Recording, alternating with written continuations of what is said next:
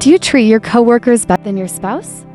It is an unfortunate truth in this world that the very person someone says is the most important to them is also the person they give the least of themselves to. As a marriage and family therapist, I see countless couples who come in hoping to repair the damage done to their relationships. They do not understand how they went from being so in love and so in tune to feeling like their spouse is a complete stranger.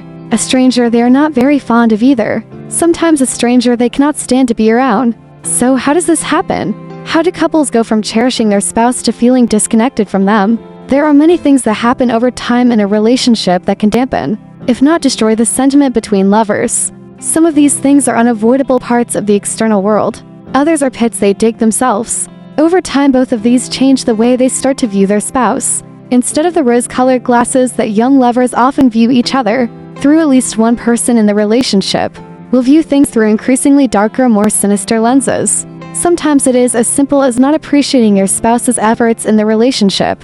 I hear couples often say how much their spouse has changed. Obviously, that is true to a point, as humans continually change as they experience more life. However, what the person is not realizing is that they have changed, not just in their words and or deeds, but in their perspective as well. Ask yourself, does the things that I used to love about my spouse still hold the same value to me? For example, are you just as appreciative when they make your favorite meal as you were the first few times they did?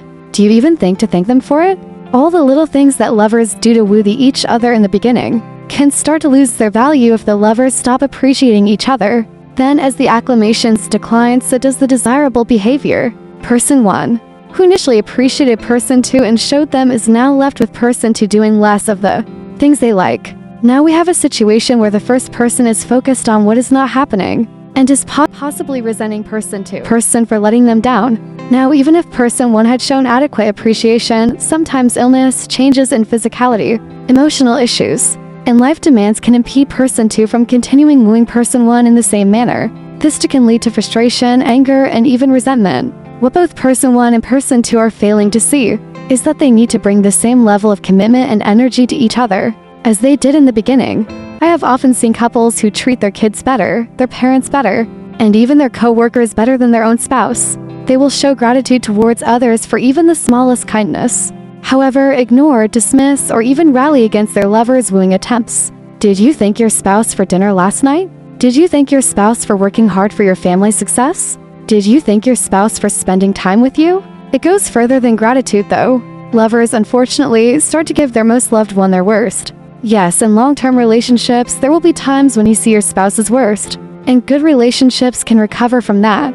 Your worst, though, should be the rare exception rather than the norm. If you treat anyone else better than your own spouse, you are failing in your relationship. Watch what you say and how you say it. I cannot stress enough the importance of knowing the impact of your words on your spouse. Remember, if you want your spouse to always be your lover, you should treat them like a lover. Before you say anything, ask, is it kind? Is it necessary? Is it helpful? Lashing out to alleviate your own stress is never kind, necessary, or helpful. It is harder to repair damage and maintain love when this type of toxicity continually exists.